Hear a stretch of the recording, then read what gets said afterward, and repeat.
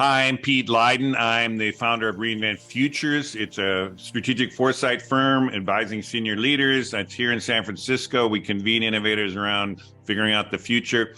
On today's show, we're going to be talking about generative AI, and I would say a lot of the positive potential as well as some of the issues around that. We're going to be talking about the positive future, could roll out in the next 25 years, what I call the great progression, and ultimately the transformation we're going to probably see this whole century that's really going to bring us a better world.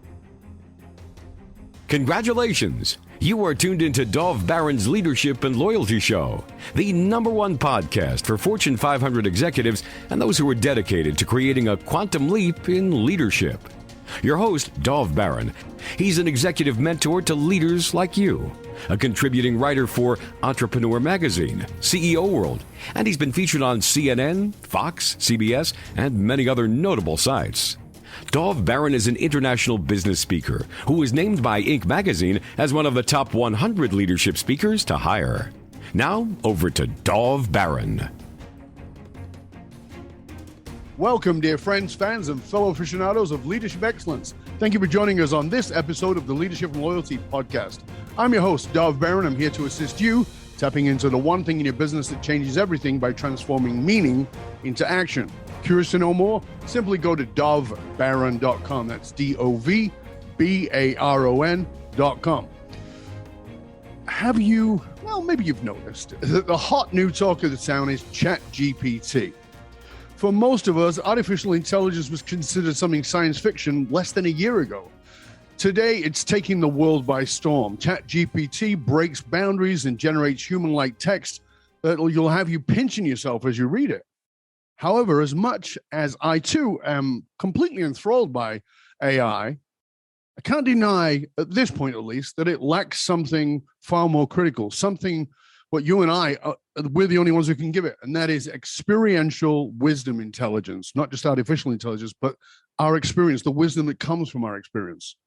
A.G.I, general intelligence, artificial general intelligence, is it the future of technology or is it a threat to humanity? Elon Musk warns us in a new interview that artificial intelligence could lead to civilization's destruction. And and it's important to know that he also remains deeply invested in it, and he's got companies that he's put billions of dollars into. And on top of that, the Godfather of AI just quit his job at Google, saying he's very concerned about the future of AI alongside of us. So what's the answer? Well, that's the vast and intriguing road that we're going down in the next 2 episodes as we explore the future of artificial intelligence and how much it will or will not change our reality. And is it the biggest threat to our future, or is it a distraction? And is there other things that will matter far more? As always, we need your help in staying relevant. So please get over to wherever it is that you tune into podcasts and do us a favor, rate, review, and subscribe to the show. It really helps. It makes a big difference. And if you tell your friends about it, we just love that. By the way, if you are a regular listener, big thank you to you for making us the #1 podcast globally for Fortune 500 listeners. And we are honored and grateful to be cited by Inc.com as the #1 podcast to make you a better leader. All right, let's dive right in. Our guests for the next 2 episodes, at least the next 2 episodes, are a double whammy. Both our guests are world-renowned futurists who have shared the stage with each other and many other world leaders in technology. Today, they are with us to gaze into their crystal balls as we consider the future trends and impact of artificial intelligence and its impact on all of us. So let me tell you a little bit about these guys. Peter Leiden and Gerd Leonard. Gerd is one of the top-rated futurists worldwide. He has presented at over 1,700 leading conferences and events over the last 20 years. He has worked with the likes of Microsoft, NBC, Visa, Google, European Commission, Audi, Deloitte, IBM, you name it. He is named one of Wired UK's most influential Europeans. He's joining us today from Switzerland. And in 2015, he was listed as the #7 in the global ranking of futurists. Peter Leiden was managing editor at Wired magazine. You may have heard of that, working with the founders and subsequently founded 2 of his own media startups. Peter worked as a pioneer in strategic foresight for the global firm Business Network, and is a co-author of 2 very influential books on the future, including The Long Boom, and he is also the host of and conveyor of the physical and virtual events based on his latest work, which is The Great Progression, 2025 to 2050. Ladies and gentlemen, please put your hands together and help me to welcome the Crystal Testicular Twins, Peter Ryden and Gord Levitt.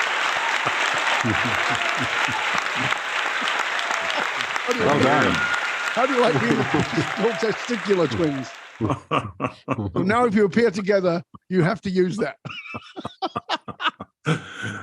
A unique intro. I haven't heard of that one, but okay, that's good. We'll you can use that. I'm gonna let you use that. You can put it on your intros. So I'm really glad you're here. Thank you both. I really do appreciate it. I know you're very busy.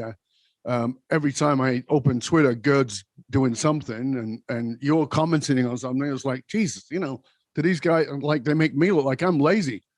So you guys are doing a lot. The question I always like to start with, because being a futurist is kind of a weird job, right? It's a weird job because you're kind of seen like, you're supposed to be psychic and see the future. And at the same time, you've got to have this analytical mind to be able to see what came and where it's going. And I know that every single one of us is driven by meaning. My background, as you guys know, because we talked about it before, really gets to what is the meaning of anything. So what is the origin story of what gives your life meaning? And it doesn't necessarily have to be to do with being a futurist, but what is the origin story for each of you? Should I pick who goes first, or do you want to go? Do you want to volunteer? Okay, good. You're up. Well, I would say what gives me meaning. What gives me meaning is to make meaning. I take a lot of pleasure in helping people to understand things and to provide meaning for them to discover what it is, and that kind of fulfills my need for them to realize something. And I think, generally speaking, I'm interested in making a difference. Sure. And that's always been a major thing for me. And I worked in the music business for a long time as a musician and producer, and that was also kind of helping people have a good time and so on. But now it's like a larger story. So helping people to see things and to understand things and to make a difference and to have impact on the world through the work that I do with my clients. I get that, but what's the origin story? Where does that start for you? Where is the impetus for that? Where does that really drive you? Like, because I find that every one of us has got a place where we go, you know what? It was that moment or those series of events, and I suddenly went, you know what? This is what matters most to me. I would say that in that.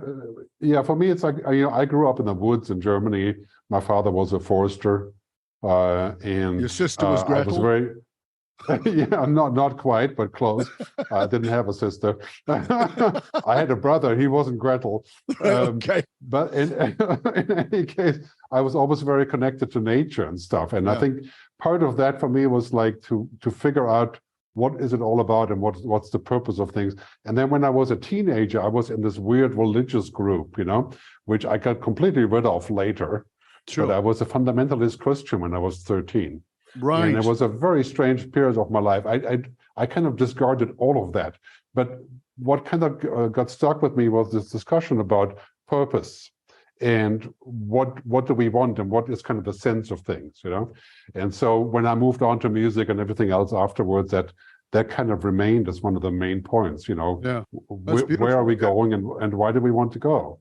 It's interesting because there's often this, I find that meaning comes from, of course, these catalytic moments that we talked about a moment ago, but there's also, I feel like, when I do my work, and we talked about the emotional source code work that I do, and when I do that work, I often find that what's at root, at cause, is the abandoning of something.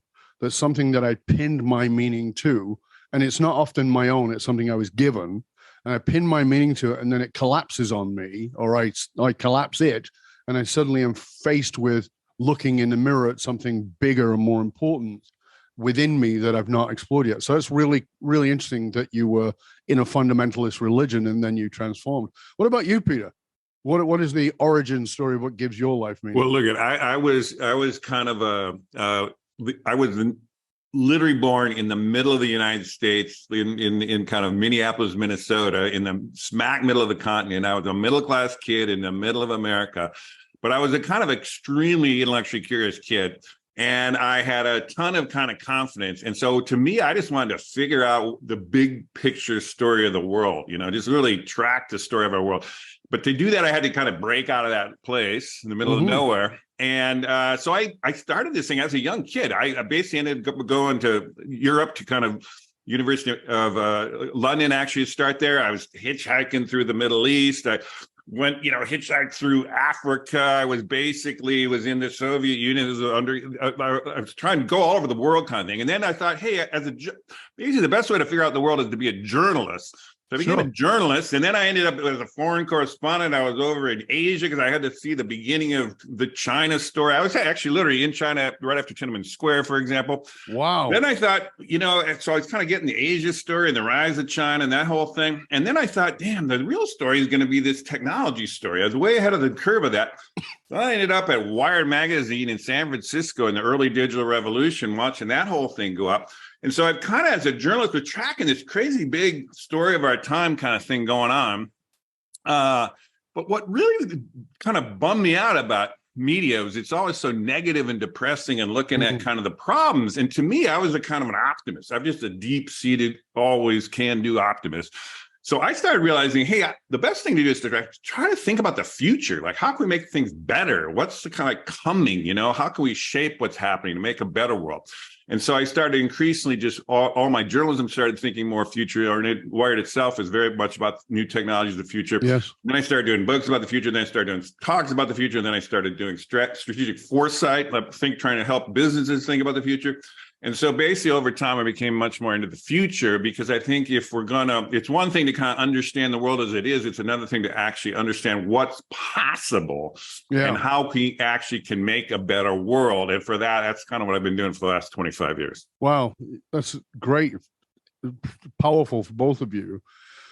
I'm always fascinated by where people end up because it's often people who follow their heart, their soul. It's usually not where they started off, Exactly. being a musician or being a foreign correspondent and hitchhiking through Africa and the rest of the world. It's pretty cool.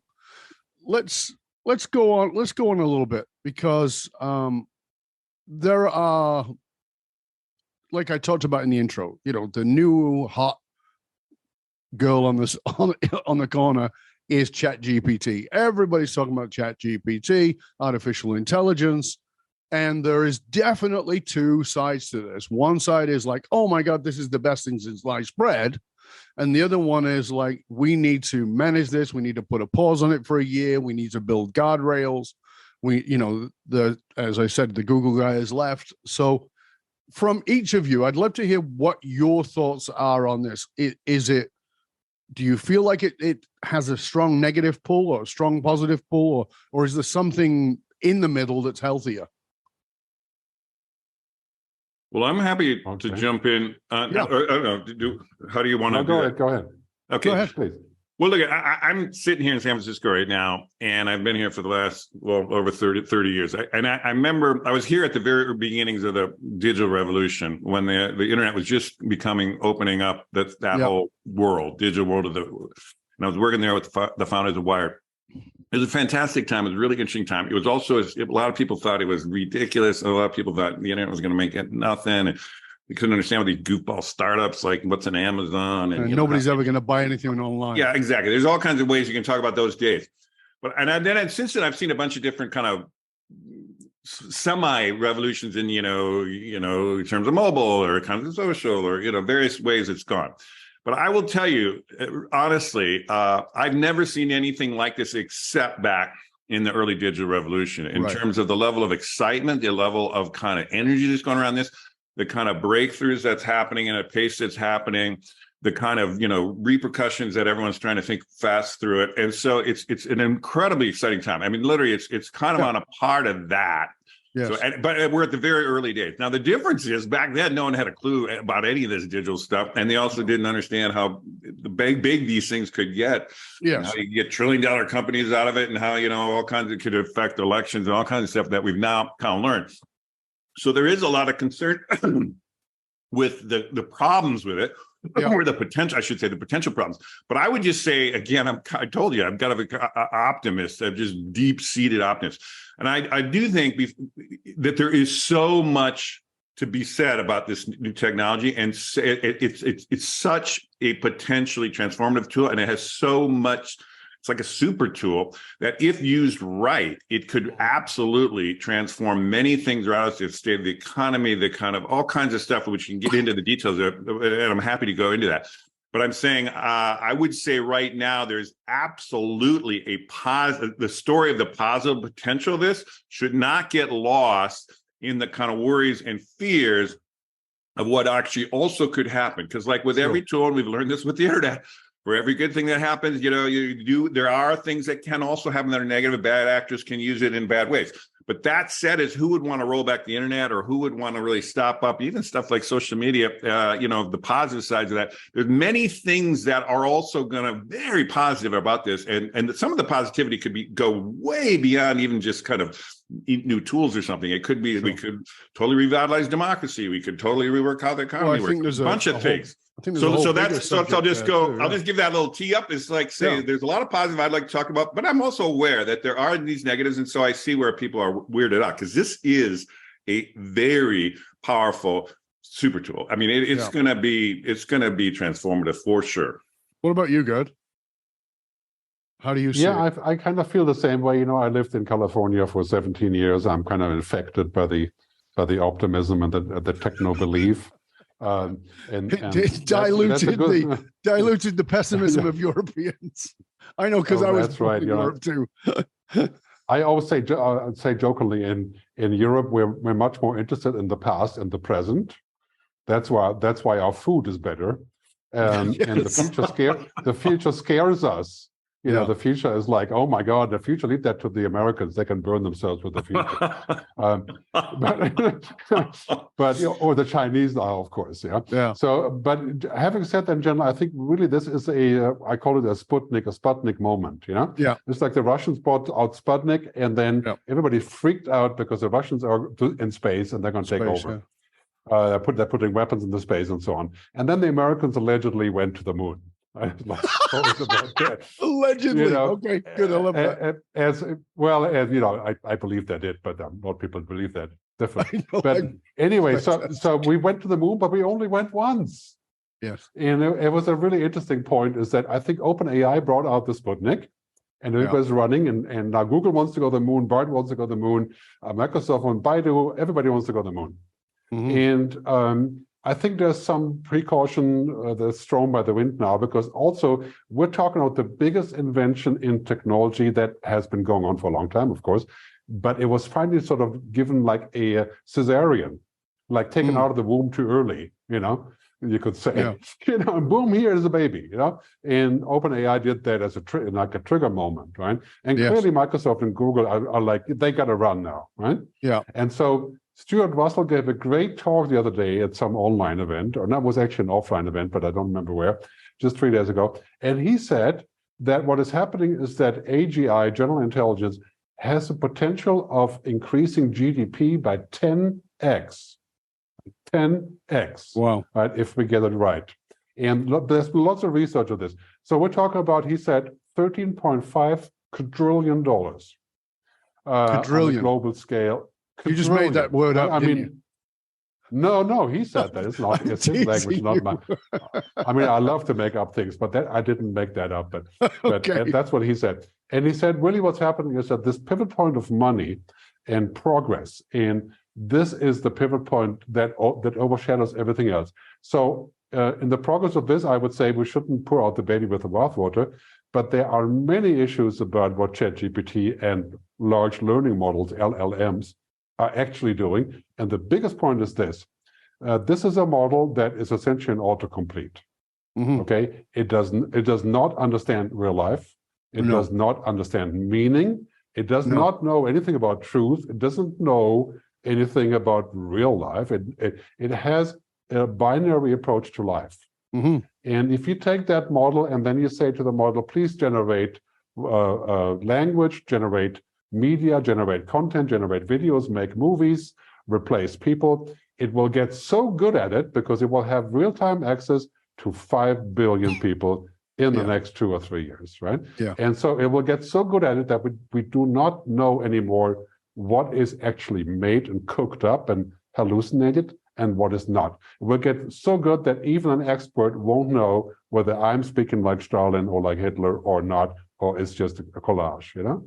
So is that a concern? Because, you know, us. even as we get into artificial intelligence, we go beyond ChatGPT, we go into deep fake, you know, we go into, you know, there's already technology that you and I can tap into for free that will clone my voice and read my script, you know, so I don't have to appear on a video, and it will even use my face to do it. So, but this is a question of amplitude, you know. It gets so much. It's like the exponential curve says, okay, at 0.2 or 4, we laugh about it, but at 0.1 billion, which is only, you know, 30 times up the scale, we don't laugh anymore because we can't even know what's what anymore. And that's one real concern, is that we will not be able to have any medium that is no longer tainted by what this machine does with it, you know? Right. And the other one is that we have a giant black box. Imagine this, okay, it's not too far away. 2030, 9 billion people on the internet, 10G networks, unlimited computing power. This machine will be in every pocket, in every person, in every smart glass that Apple is bringing out, in every VR game, in every metaverse. It will have all those details. Now, this machine is going to be so potentially intelligent that anything could go on inside of that black box. We would have no damn clue whatsoever, and completely not controllable. Right? And so I think what needs to happen is that we need to think about guardrails and guidelines now for the smaller stuff like the automation issue, and you know, and then we have to find a way to say, okay, the goal of A.G.I, general intelligence, in my view, is not a good idea. The general goal is a bad idea. I think the goal of intelligent machines is good. Yeah. But a generally intelligent machine, which OpenAI wants to build, Microsoft has said they want to build that, is a self-destructive concept, in my view, that we should not pursue as the top-line agenda. In my view, we should follow Stuart Russell's advice. He says the damn machine should be competent, but not conscious. That's really what we want. With time, it will appear to be. With time, it will appear to be conscious. I don't know that it. Yeah, in my opinion, I don't know that it will ever have the complexity. It could end up being the same thing, right? You know, appearing or being. Well, I think. Go ahead, Peter. Well, you know, Dov, you kind of introduced it like this, and even you know, Gerd, you kind of said it earlier. It's like it's a machine, and there are limits to what it can do. And as from at least the people I'm talking to here, the idea of general intelligence to the level that it's as capable as a human being and as conscious and as all wired and sensory and all the different ways we can initiate and emote and connect and all kinds of stuff. I don't think my understanding is we're not really on the path to get to that. So when there is a confusion, a little bit of terms, but although we can debate that. But so if you kind of stop off that it's an entity that will be able to control us or take over or kind of, you know, be out of our control. I think at least now I understand we're far from that. But if you take it from the point of view of it is a super tool that is giving us humans an augmented power to do incredible things that we could never do before, I think that's worth just pausing for a second. Now, a lot of the issues you brought up specifically there, Gerd, we can get into. But let me just stop for the people that are kind of hearing this for the first time. Is it like the way I've been talking, I've been speaking to groups about this a little bit too. It's like, think of it this way. It's like, humans, you know, before we invented machines in the Enlightenment, the Industrial Revolution, the beginnings of machine power, we had human power and we had horsepower, and literally that's all we could do. We were limited by that. We found a way, a mechanism, a machine could actually greatly enhance physical power. And so we started to say, oh, it could go 10 horse. It's like 10 horses, 10 horsepower, and it could be a 200 horsepower, 500 horsepower.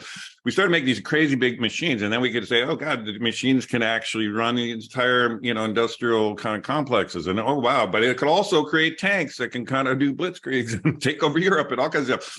So, I mean, there were negative things, there were positive things, but it was an enhancement of a physical power. But up until now, machines weren't intelligent. They couldn't do everything there were so many jobs, there's so many things that only humans could do. There's a machine couldn't do it. Machine would never be able to do most of what humans do. We've crossed that threshold. Now, we've had AI for like, say, even 30 or 40 years. You can even say the roots of AI. What happened with generative AI or this ChatGPT and the equivalent is it was essentially opening this to everybody. It's like you didn't have to be a giant enterprise company, or you didn't have to be Google, who had AI running. Like when you search on Google search, that's essentially AI. Yeah. But you and I couldn't do anything with it. It was just, we could just use it, but we couldn't actually use it. Now, you've opened it up to everybody. And that's what's going crazy now. And this is why San Francisco is going berserk right now. And people are coming all over the world to kind of engage this, because now these young entrepreneurs or young technologists can like take it in their own and kind of run in a million directions. That is the equivalent to what happened with the internet. The internet existed before the early 90s, you know, the military and academia and kind of obscure corners could use it. But then when you had the web and it opened up and people had web browsers, like, oh my God, we can do this. And then you could actually, it took off. So we're at the takeoff moment. The cesarean section was a good one that Gerd kind of said. It's like, it's maybe a little bit premature, but it's out now, right? Yes. And so what I would just say is what's crazy interesting about this is now it is opening up all the things that with the realm of human intelligence is now a significant portion of that, and it will be a growing portion of that, we'll be able to let machines do. Now, a lot of that could be super drudge work. A lot of that could be stuff that, you know, all the populations of Europe and developed world are cratering right now. They can start doing the things that we can't even find humans to do right now. There's employment. Hey, want ads in every single corner of the U.S. right now. We don't have, you know, the unemployment rate is like 2 or 3%. People, we don't have enough people, and in fact, it's going to get worse. And as these populations start creating, so there's some things like, oh my God, we can have a machine now that can actually start to do a lot of stuff that, frankly, are dumb jobs or horrible jobs, or but it also can do things that were fun jobs and well-paid jobs too. So it's going to be an interesting and disruptive transition. But when you think about the productivity possibilities, Gerd made a good example in the macro, the economy. I just was talking to a software guy who I know well, a good friend of mine, and who's been playing with ChatGPT for about a month. And he said, this tool makes me somewhere between 30 to 300 times more efficient. He said, I can do from 30 to 300 times more of what I do because I can set the parameters up top of what I think I want to do. And I don't have to do all the kind of downstream kind of dumb stuff that I just hated to do anyhow. But, and it's where all the human errors start to happen, or, what you have all these kind of. Now, could that be disruptive to the coding industry? Yeah. I mean, could it kind of displace maybe younger people who are up and coming?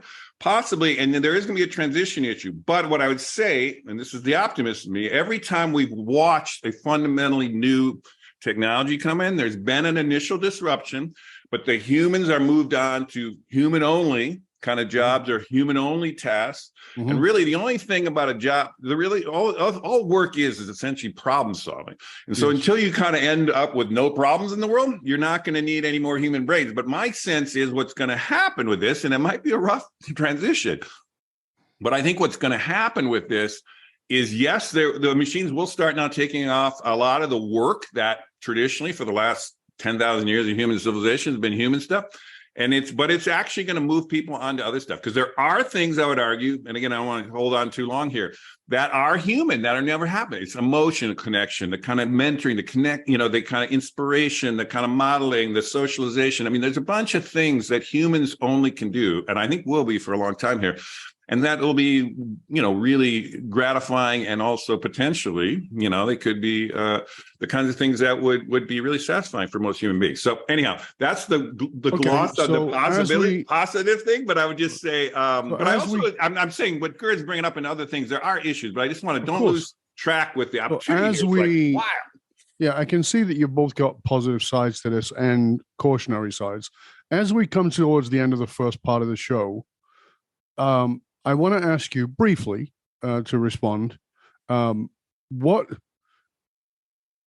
and I realize you're going to have to put your optimism to the side for a moment, But what is your biggest concern, not necessarily about ChatGPT, but about the future, right? Because in some ways, when I look at this, I also look at, because I understand humans very well, I look at how good we are at distracting ourselves from what's really important. And what I wonder is this another distraction? So I'm not going to go into that right now. What I'm going to ask you, and I just gave you that as a sort of way to understand where I'm coming from, to ask you both briefly, if you could tell me, what is your major concern about the future, and in the direction we're going? And then we can, part two of the show, we can talk more about that and how that applies to artificial general intelligence or any of the other factors that we've been discussing. So, Gerd, I'll start with you. What is your major concern about the future? I know that you're very well researched in this. Both of you are. Well, I'm going to quote Buckminster Fuller, as I like to do, who said that humanity invents all the right technologies, but ends up using it for the wrong reasons. Right. That's my major concern. I think this could be nirvana potentially. Yes. It could also be hell when we end up using it for the wrong reason and do the wrong thing with it. And as we've done in social media, which has turned out to be mostly toxic, because we overdid it, right? And we got greedy and we got lazy. And right. I think sometimes artificial intelligence could end up being like social media, but 1,000 times as bad. And that could be potentially unsurvivable for society. So the thing is about this is that we're not lacking in the skills of making all of this work, and computing. We'll have quantum computing and nuclear fusion, but we're lacking in the guidance and in the wisdom. The telos, the Greek word telos, is the opposite of the tool. The tool should not become a purpose. Yeah. And so that's my biggest fear, is that we go into a world of reductionism. Yes. Where it's all about getting stuff done fast and making a video fast and making more videos fast. And also, technology has in the past not led to global rise in every possible way. It's led to a rise in different places, but overall inequality has been made more perfect by technology. Yeah. Right? If it's going to be the discernment that Oppenheimer warned us about, like we lack the discernment. Okay, we may have an Oppenheimer problem here, right? An Oppenheimer problem, yeah. Peter, what is your concern for the future? Well, my concern of the future, like if you go back 6 months ago, even let's just go back there. My concern of the future was then, and I would say it still, is really more climate change. I mean, we're going through rapid climate change and a world that is not prepared for this. We are on our way to solve this. We have the technologies to solve this. I've been very hopeful on a lot of the big moves here, particularly what's happened in the U.S. here. We've had some shifts that we've been laggards for a long time, but there is a scenario. And in fact, my last work, kind of the Great Progression, is really trying to think through how we could solve that. But basically, my concern is that we won't be able to solve climate change. And that's just going to bring all kinds of catastrophic things, as we know. And we've thought about that. Weirdly, now the world is kind of all focused on this new technology, and also worrying about it. But the weird thing I would just say, without going deep into it, is, to me, there's a side of me that's saying, what if we could use this tool? There's so much gloom and doom around how could we ever solve climate change, but it's making me think, oh my God, what if we now humans have a super tool that we haven't factored into the possibility of the next 25 years? And what could we do with that tool to solve what is actually the greatest problem over time, is climate change? Because if we screw up this planet, we're all really screwed in a way that's, just as screwy as if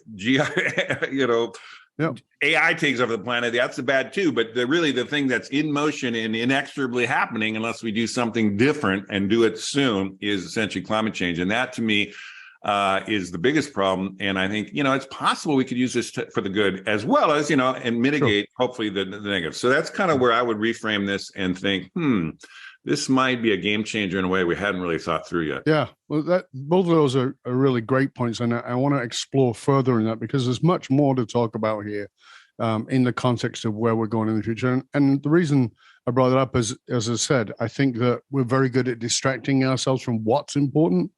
And, as you said, climate change is suddenly not a big conversation anymore. Everything is a chat about ChatGPT. And so there's much more to go into, and we're going to go into a lot of it in part 2 of the show. However, before we do that, Gerd and Peter, ask you to take turns and just please tell people where they can find out more about you, about your resources, your books, anything that you want to tell people about, so that they can go find those. And of course, we will make sure that all that is posted in the show notes. So why don't you start, Gerd? Okay. Tell us where people can find out about you. Well, if you want to find out about me, Gerd is my name, Gerd. If you put Gerd into ChatGPT or Google, it'll show you the gastrointestinal reflux disease. That's not me. So I am number 2. So are you saying that you become a pain in the ass? Well, if you just look for Future with Gerd, you'll find everything. I have my website, futurewithgerd.com. GerdTube, that's my YouTube channel. That's a joke, but you'll find it on GerdTube.com. My last book is Technology versus Humanity, which ironically is now getting a second wind in this whole conversation about technology and digital ethics. That was 6 years ago. It's out in 14 languages, techvshuman.com. Digital ethics. Brilliant. Okay, fabulous. Peter, what can people find out about you? Well, my name is Peter Leyden. It's the spell it is. And you can get everything about me in terms of my media, my ideas, my talks, my books, my articles at peterleyden.com. And that's Peter, and then it's one word, Peter Leyden, and it's LEYDEN.com. That's where you can go there. But also, and for those who are kind of on the video here, my actual company is called Reinvent Futures, and that's at reinvent.net, N-E-T, reinvent.net. And that's where essentially I do a lot of my strategic foresight work. But also what I am doing is convening a series of events here in San Francisco around generative AI. Actually, this summer, we got 3 of them going. And I host and convene those, and those things will be actually publicly available through audio podcasts and also Substack written versions of those. But that's coming up here. We're just about to launch that. That's through Reinvent Futures. So it's reinvent.net or peterleyden.com. Those 2 ways you can figure out everything. Fantastic. Well, as I said, we'll make sure that we post all of that into the show notes. And for you, dear listener, remember that we're going to come back in for part 2 of our delicious conversation with Peter Leyden and with Gerd, and we're going to dive deeper into this. There's so much more to dive into. There is, of course, we talked a lot about ChatGPT and general intelligence, artificial intelligence, but there's also the rise of China. There's also food and what food is and how that's going to change with technology, and what will happen to the poor workers if all the technology is doing all that work, and how does this impact economies and all those kinds of things. And then we've got artificial intelligence and how it, for instance, removes the job of anybody who's been a lawyer for 5 years, and suddenly ChatGPT can do your job and you need more than 5 years experience. At this point, ChatGPT will catch up. But at this point, and then how do you get the experience if you're not doing the work? There's so much more to go into, and we're going to go there in part 2. So stay tuned and stay curious, my friends. Stay curious, because we're going to be back in just one click.